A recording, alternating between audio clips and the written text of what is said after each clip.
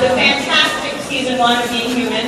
And they've only been filming for about a week, but we heard they snuck a little preview in for you as well. So get started.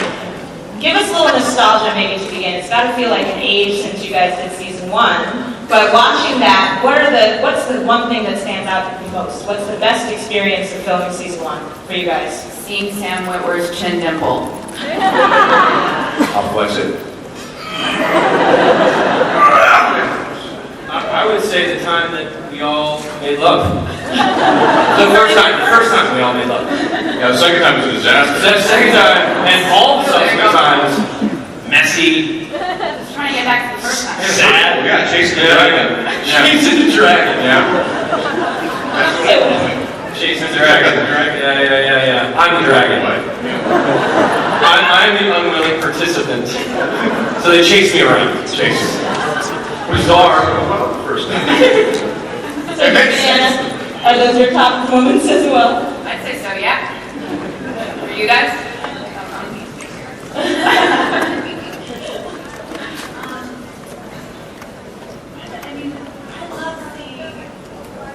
I love seeing how strong Sally gets at the end of that first season. I really love seeing that anger and that fire, and just how everything gets so complicated and messy at the end, and teeing everything up for what I hope and think is a great season 2. I love the fact that we did not get divorced. So it's all good after that. For those who don't know, Jeremy and Anna are married and just had they had twins, right? One, skip 2, and went straight to 3. Yeah. 3 babies. And this is their first outing out, so it's a pretty big deal for coming out, Yes, right? big date night. Big date night. So it's kind of an exciting story about how you all sort of came to Being Human. So maybe talk a little bit about coming to the show, developing this for you, the North American market, and what that's been like, given the fact that there's the UK series on at the same time as you're doing that. Well, I think for Anna and myself, being married but never had, well, we worked together once briefly, that's where we first met, but we were never a team before this, a writing team, so I was joking about it, but that always is a big issue, coming together as a writing partner as well, also being married.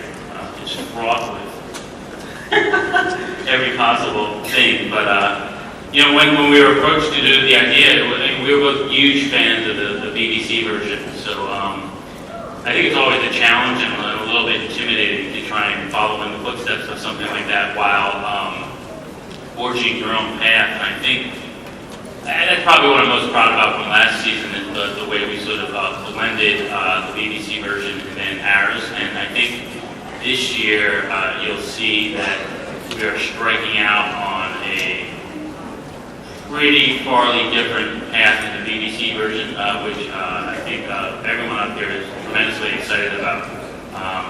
We really are laying down our own sort of framework here, and yeah. Can you see these guys eating Hershey's Kisses over here as if they need more sugar?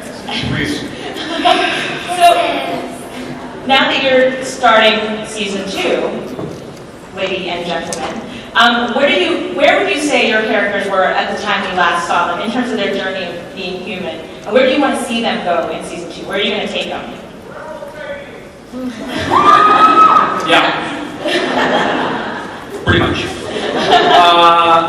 I gotta say I'm very proud of Josh's journey in season 1. I'm very, very happy where he ended up. I felt like there was like a tremendous amount of growth for the character. That was actually part of the exciting thing for me. It was like getting the scripts every week and seeing how much the character was growing. And so, it's exciting to me because, we had this big 7-month break, and the whole time I was looking forward to picking up where we left off. And so far it's like a disaster.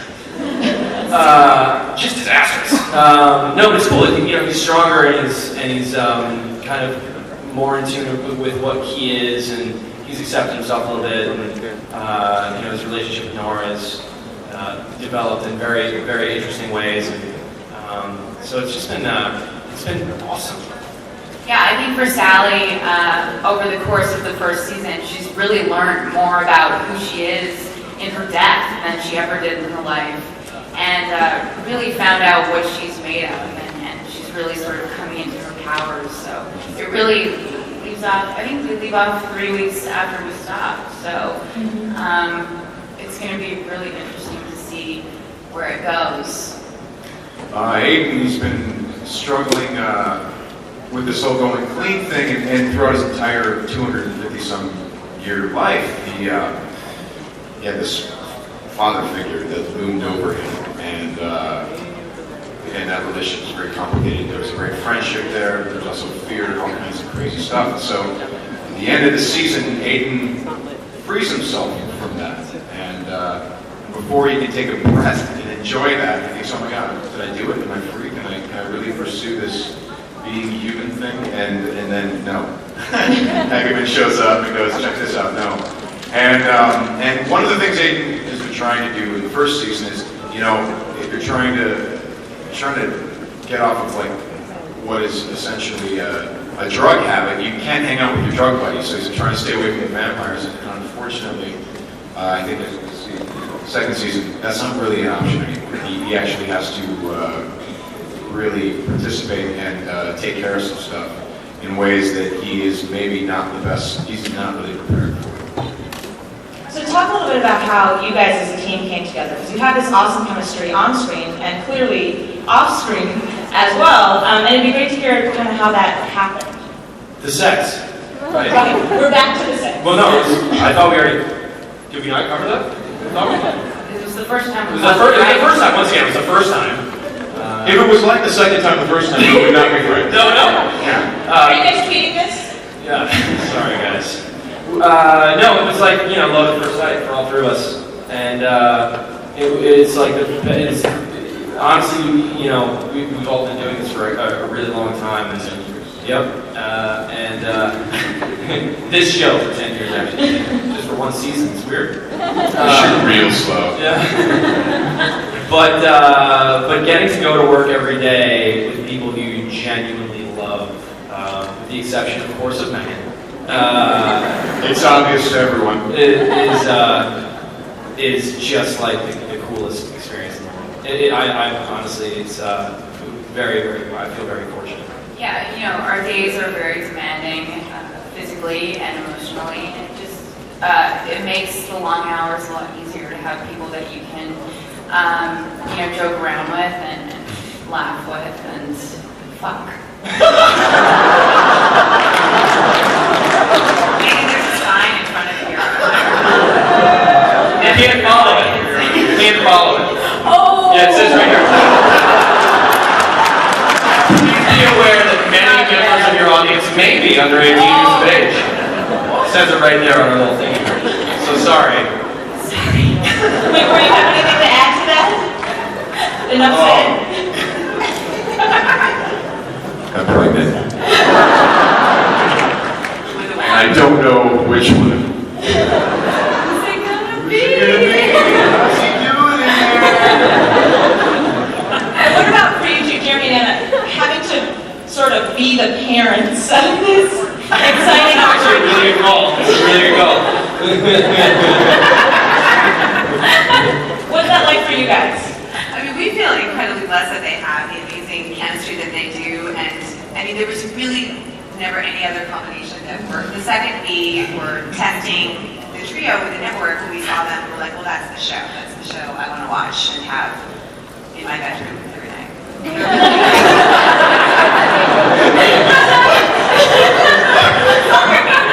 my first time out in a long time.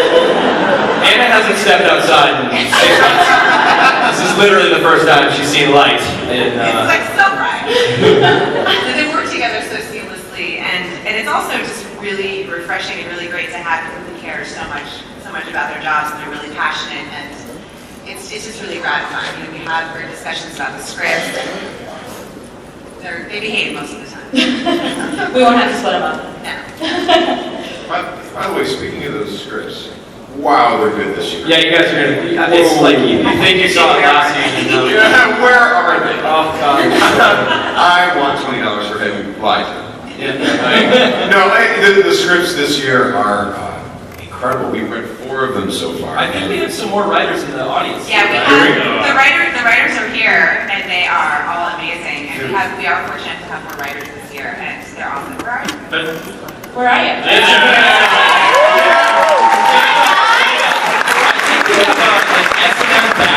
Is that right? Yes. She's one of ours. Yeah, This is our writing that's staff. support 100%. That's right, exactly. I approve this Batgirl costume. But The scripts are really something else, though. Like, from the word go, A, these are amazing. B, how the hell are we going to shoot this in the time we have? A lot of, they're very dense, a lot of stuff going on. Jeremy, were you going to add something to that? I was just going to say, but it bears noting the chemistry of these 3 extends way beyond, and I think it goes to the writer's room, which is an incredibly fabulous group of talented and just warm and generous people, all the way up to the production crew in Montreal. I've never been around such a diligent, friendly, like they were saying, you work so long and you work so hard, and it's very nice to be in the trenches with such wonderful people. So we're all feeling very lucky. Loved. So let's talk a little bit about where your characters are at right now. So Megan, Sally maybe had the biggest arc in terms of going from meek spirit to totally malevolent, poltergeist level lady. And for you, what's it like? You can clap that. So what's it been like for you to play that arc, and you know, how are you feeling about being a poltergeist? It's draining. It's amazing. I mean, really, is there anything better you can ask for as an actor to play a range like that and to get that special effects makeup? It was so much fun because I think that episode in particular was the first time we really saw Sally, you know, taking control, and it was sort of after she was so devastated by everything, and it was her last attempt to really have an impact on someone, and we really see her character when she's at you know, her rock bottom. And you know, I think that sort of triggered something in her that makes her even more powerful than she ever was, and possibly even more powerful than the 2 of these guys. Just saying. By the way, I got just to add to that, like the stuff that Jeremy and Anna and our amazing writing staff, the stuff that they come up with this year for Megan, for Sally character, is Thanks, guys. so beyond cool. It's So when you start cheering for her character in a big way and seeing all this amazing stuff, it's not her. No. It's nothing to do with it. But it's like, you know, actually, you know, at the year, like, people have asked, like, what are you looking forward to for this season? And my answer was always, like, you know, whatever I came up with right now on the spot pales in comparison to what I'm sure they're coming up with for us. And it's so true. Like, all the stuff that I had hoped was going to happen is so far exceeded and so amazingly well drawn, and, like, exploring sides of the ghost character, especially, that are like, But also so cool. absolutely unpredictable. Yeah. We for the first season when we were shooting, we stayed away from watching the British series because we were like, these need to be different characters. We need to do our own thing. And then since then, we've seen the British series and become huge fans. Huge fans. It's amazing. And if you haven't seen it, go out and get the DVD. It's really, really good. But likewise, because they knew that they were going to diverge entirely from the second season, they haven't seen the British second season. So it's just from the beginning entirely different and unpredictable. And because I like the second season so much in the British series, I feel like I was a tough audience, and I really love what we're doing. So Sammy, to go to Josh for a second. Josh is kind of like the house dad. He's a sweet, lovely, wonderful guy. We also saw so many hints in the first season of this complicated human past that he has. Right. Where's that going? And are we going to see some of that? Your, you know, lovelorn fiance and all of those kinds of things. They have to sneak it in. They suggest you ask. First of all, I'm going to go ahead and say, and I'm fairly certain you'll all agree with me, Josh is much more like the house mom. Yes. Than the house dad. Yeah, I'm like definitely the den mother, for sure. He's the dad, and she's the kid. Like that, if we're talking family here, that's the deal. But yeah, I mean, I don't know how much of that I can kind of... Or how do you play it? Talk about that, sort of expressing all of that. Yeah, well, absolutely. I mean, I think Josh's backstory is what forms him and what informs every, this is for sci-fi, by the way. Say hi to sci-fi, everybody. You're all going to be online, so there's a waiver that you're going to have to sign. There's going to be a line outside. Line outside. You will not leave the building. But yeah, he's like I said, grew a lot last season. So the things that were haunting him last season are ghosts are still definitely under the surface. But the cool thing is he's stronger, so his coping mechanism is stronger. And you've worked out a lot between seasons. I've worked out a lot. Yeah. And where I've gotten physically stronger. Oh my God, he's about 25 to 50% stronger than he was last year. Believe me, he's lifted so many heavy objects, and then in fact the objects started getting heavier, and he's like, I'm going to lift the heavier one. And it's like, whoa, look at that. The next thing you know, I lifted Whitworth. Yep. Heavy objects. Heavy. Exactly. So Sam Whitworth, going to your character now, because we want to make sure we have time for your questions. Sorry, guys. It's very exciting. So we see Aiden have these really heartbreaking moments over the course of the season. He falls in love, he has to stay her. He makes a friend in the neighborhood, he's got to stay him. And now we're at this, maybe not, but now we're at this point where he's about to be kind of head vamp, maybe, and I'm wondering how you play somebody who has such a constant state of loss and is now transitioning potentially into this new role. What's that going to look like? Aiden, I always contended that Aiden was a vampire entirely off his game, and that he always tried to play it like he was on his game, so he's very like, I don't do it, but he's just so scared inside. And we see even more of that in the second season because he's completely off the rails at this point.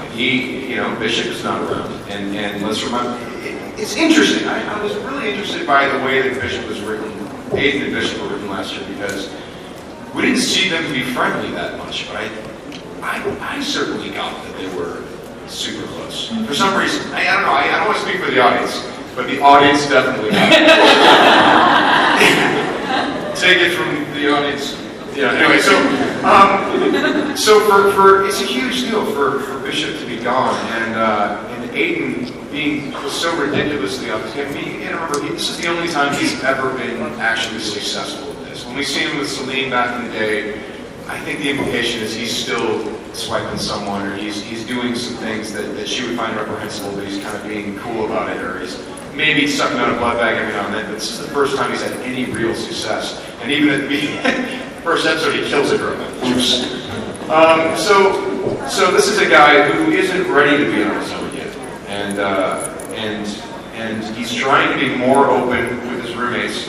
But we also see how that is not something he's used to doing either. He's kind of, it's sad because he doesn't really have anyone that he can actually be totally honest with. That being said, though, that is kind of a big change this season on the subject. Is we are a lot more open with each other. Yes. We're a lot more trusting with each other. He's a lot more open with what's going on in his life. It's kind of nice because it humanizes the Aiden character. He's such a hard ass. It does. It's nice when he's like more open. He's got a lot more button-down shirts this year. He's softened. Now he wears underwear this year. He wears underwear this year. Yeah. But he shaved so badly. True. It was implied. You guys got that. But that's where he got that grim look on his face.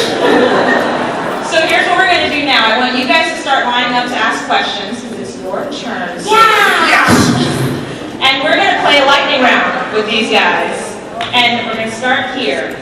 I'm going to ask these questions. You just have to answer, but don't think about it too much. It'll be better that way. We choked so badly the last time Nadira did this stuff. Well, Megan was like on Megan fire. Rath is a beast when it comes to the lightning round. My middle name is Lightning Round. Starting with you, Jeremy, tell us the coolest thing about working with the person to your left. Anything weird, wild, fascinating? Her voice. She's one of the most extraordinary writers I've ever had the pleasure of working with. Lightning round. My soul just got That lightning came from his heart. Heart lightning. And our anniversary is coming up, so you're welcome.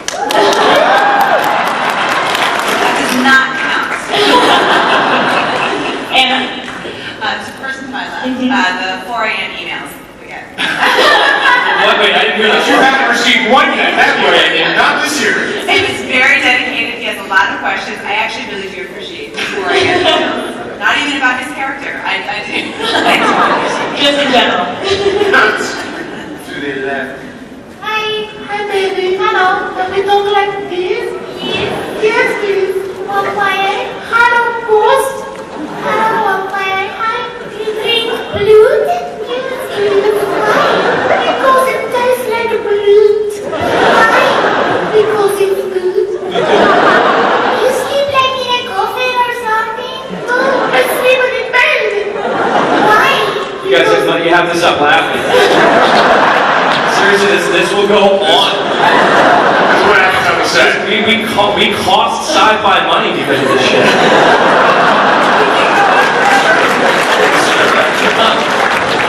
I'm sorry.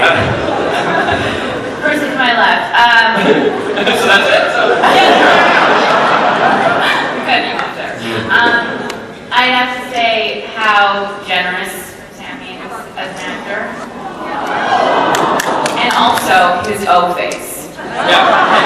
As a lover. And Sammy, you have to bend space-time and do Jeremy. Do Jeremy?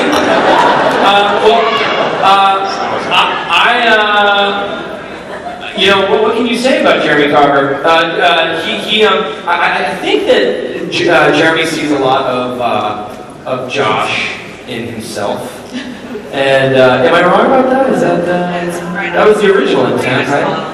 So I feel like Jeremy and I have a crazy bond. And then there was that time. Remember that time we went to Lake Havasu, just you and I? Oh, yeah. And that was one of the craziest 3.5 weeks. Rented this little yacht, like a single cabin, and we just But ended with killing a hooker, though. yeah, I remember that. I got pulled up like, it's like, they're having this great romantic thing, we need you to hide a body. Yeah. And moving on. Oh, I do want to say something here. So I said a lot, just now that our writers are spectacular, but I have the most tremendous amount of respect for Jeremy. He's spectacular. Okay, we'll do one quick one. You can clap, you're allowed. Should clap. You should clap. So if you were in your dream costume for Comic-Con, what would you be? Jeremy, go. I think it all goes back to, I might get pummeled here, but for me it all goes back to Luke Skywalker. That's where it all began, people. I would be Revolutionary War Aide.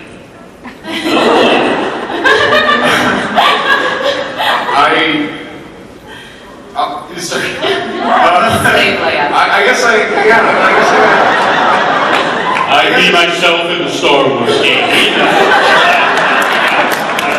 What Star Wars game? I think it's clear. I think it's probably Voltron, but except with lion heads, he's got like Schwarzenegger faces. And he goes,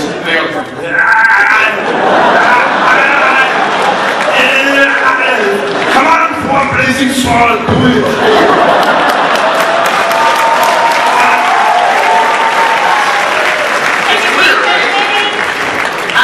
I'd be either a Walking Dead zombie or Optimus Prime.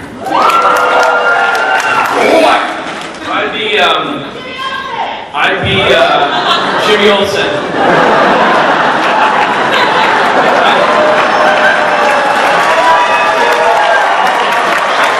I wish I could give you all a giant hug. I think I would be Sloth from the Goonies. But my left arm would be Chunk. That'd be a good one, right? And on that note, let's go over here for the first question. Hi.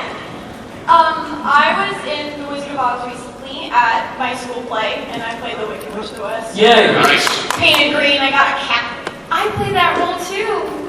Really? Yeah. I'm sure you did it better than this one. But, I'm sure you were way better. when you I got injured on set, and so I was wondering, when you get injured, how does that affect your acting? I had some pretty good ones last year.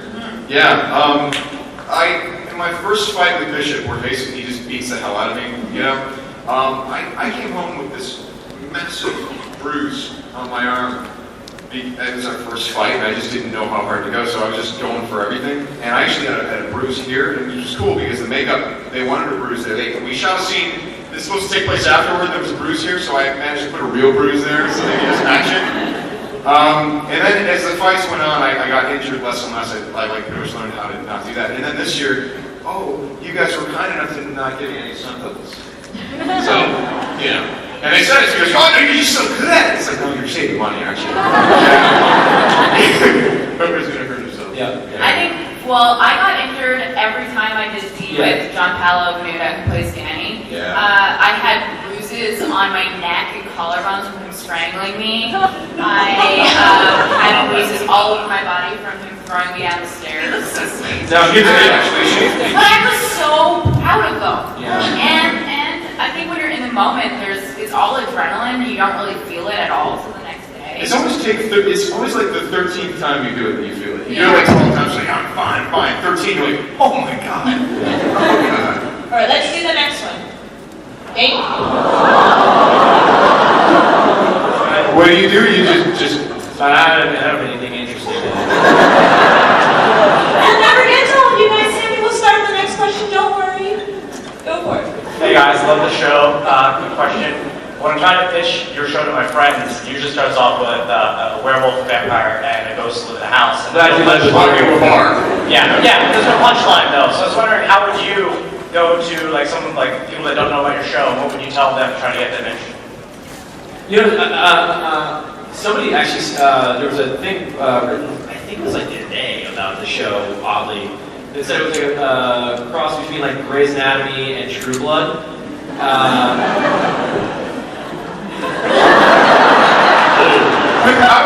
I'm like stopping talking now. There's actually a little bit of what's happening in there, isn't it? Yeah. I think. A little bit of hanging with Mr. Cooper. Yeah. No, but like actually, you know, Jeremy always had a very good way of explaining what the show is. There's been a writer on our staff who's been texting me for the last hour. My crotch has been vibrating for the last hour. I didn't actually hear. Davis is still drunk. Over there? Somewhere? Yeah. I don't think you can hear. I think what we usually say is that it's 20-somethings going through a lot of the problems that normal 20-somethings would go through, and they just want everything that you want. They just want to be normal, but they happen to be monsters, so their problems are that much greater. Everything we take for granted are what these three desperately crave. And of course, we have the advantage of using vampires, werewolves, and ghosts to help us express that. And it's also, the theme of season 2 is the harder you try to become human, the more monstrous you become. Right. Maybe. Hi. Sam Huntington, Dylan Dog was the most underrated movie of this decade. Thank you. That's so nice of you. I worked my ass off on that film. It looked like it. You had zombie. Megan, you look hot. Thanks, so do you. This one. Megan, are you anticipating a wardrobe change? Is there any way to get a new outfit on you? Well, I don't know how much I can say, but Yes. that's it. Hopefully there will be a little something when it comes to Sally's wardrobe. It's funny, we started shooting 2 weeks ago when I got on set and I got back into my outfits, and same hair, same makeup. She's like, man, alright. She is shaking this year. We should. Seriously?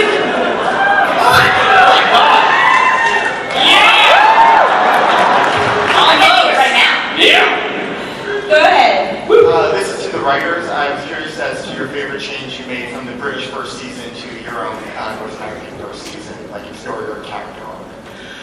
I think, if I may say, I liked, obviously we had more episodes to play with because we love the British series so much, and I think we felt so lucky that we had more time and more space to tell the stories. And I personally really liked getting into the backstories more and sort of how people met and what happened in their interpersonal relationships. So I really loved being able to go to Josh's house and meet his parents and see that play out. Thanks. I love that too. That was fun. That was a great episode. Josh. Likewise, love being able to sort of trace Aiden and Bishop's friendship over the years. That was hugely fun for us. And I think we took a little bit of a perverse delight in doing things that they didn't quite do, like perverting their stories, like basically killing Bernie. That was, Yeah, right? I think earned, but that was a nice little twist. I would say, the 20 people who just about they're terrible people. but I salute you for being that honest. I actually loved that. I thought that was, I mean, you know, it was heartbreaking. You read that at the end of the script, and then to find out that it was a setup. Right. Just a 1-2 punch. I thought that was extremely. By the way, Uber just called you guys perverse, but he has built a tiny phallus out of the Hershey's Kiss wrapper. That's Innovation. It's Little built. baby. Next one. This is Sam Whitworth. Yes, sir. Comparing how Being Human's growing and moving forward to season 2, how does it compare to this sci-fi being immortalized in Star Wars and now being in this growing genre? I snuck a Star Killer reference into the first episode. Sorry, I did. I snuck a little Star Wars reference in there, and I you know what it is? How's it compare? I mean, the wonderful thing about the Aiden character is that it's really hard. It's really difficult because you know he's 250 some years old, so you have to figure out why does he talk like a 25-year-old, and what you know is he hiding? Is he putting this on? Is he putting that on? They're kind of different challenges, but I'll say this: I really love getting the opportunity to develop a character over, I guess in this case, 23 episodes. Like, you know, we shot now 14. We shot 13 last year. We've shot 1 now, and so you get to really pace yourself in terms of what you're showing the audience. You know, in terms of new character elements, and you know, that's really a new kind of challenge for me. So. Next question. This is for the writers. In the scene where Aiden is talking to another vampire outside of Josh's parents' house, there was a bit of political game and rules and laws implied, I felt, from that talk between Aiden and the other vampire. I was wondering if you planned on making that a strict set of like political rules and laws to find later, or if it was kind of pretty clear to the moment. In terms of with Aiden and Marcus, if you could kill him or not, is that what you're talking about? Sorry. Yeah, he convinced him to stay away from Josh and almost put himself on the line to do that, but it seemed to be defined through like politics. They actually have this one of the wonderful things that you guys have done is that a lot of the questions that I came up with last year, you just kind of hit them with us, and they have it all. They know it all. There's so much backstory, and the wonderful thing is they don't push it in your face in the episodes. It's implied, and if you watch, it's hopefully there is a feeling that yes, there's a wealth of history and a wealth of political rules and all that stuff.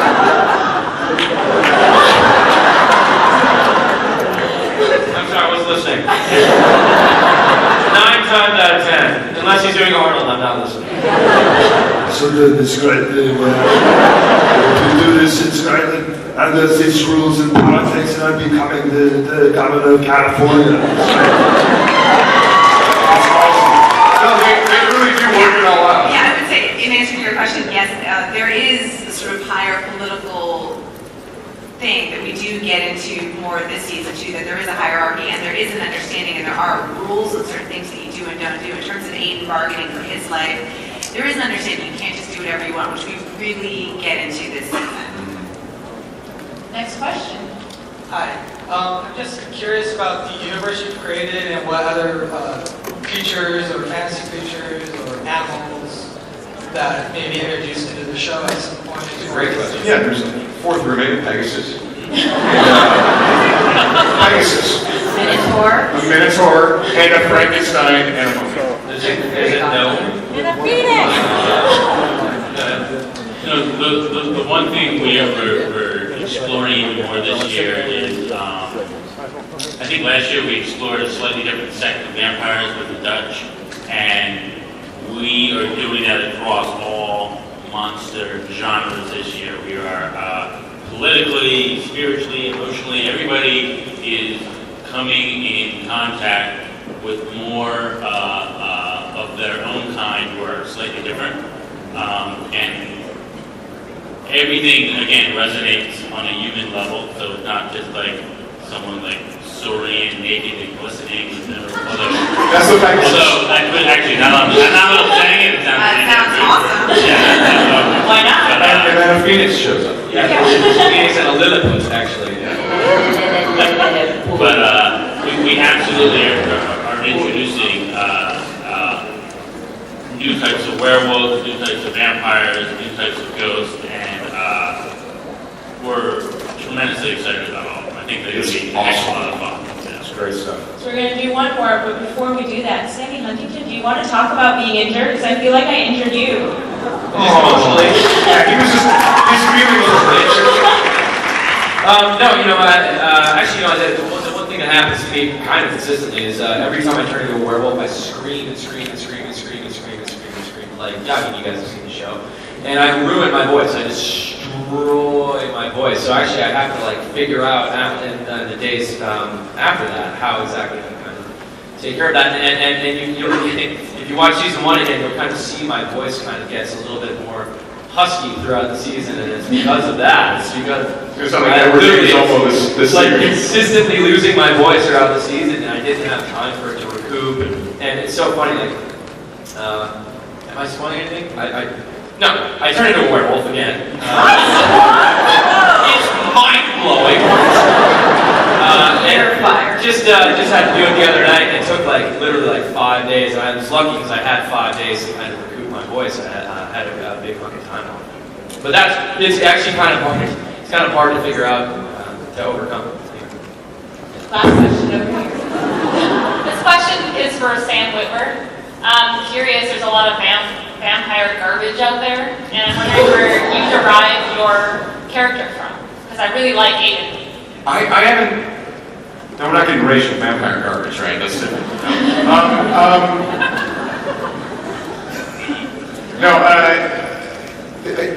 Where does Aiden come from? I mean, the thing is, I actually have not seen True Blood or Vampire Diaries or Twilight.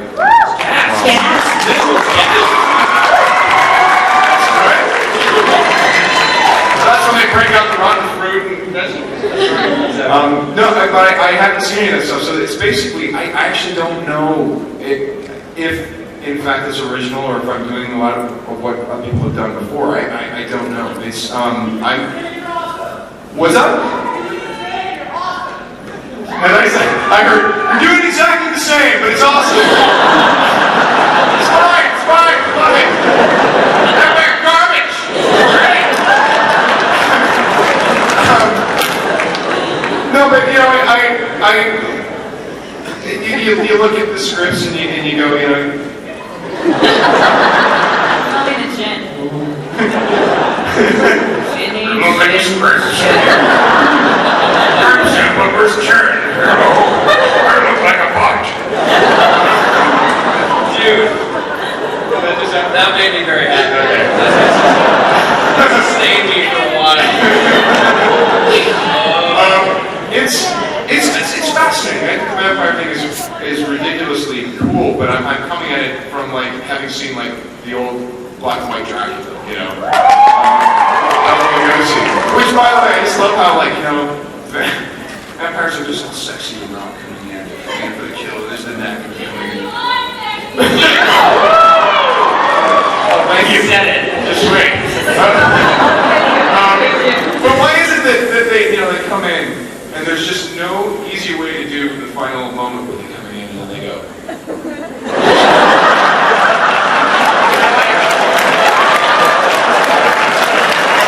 No easy way to do it.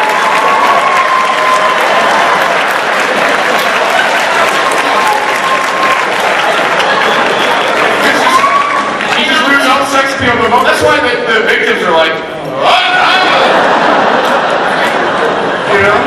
that's why they're like that. It's not because this hurts. It's because, whoa! I'm sticking with you and you're doing this with the face! And on that awesome note, we have to say thank you to you guys.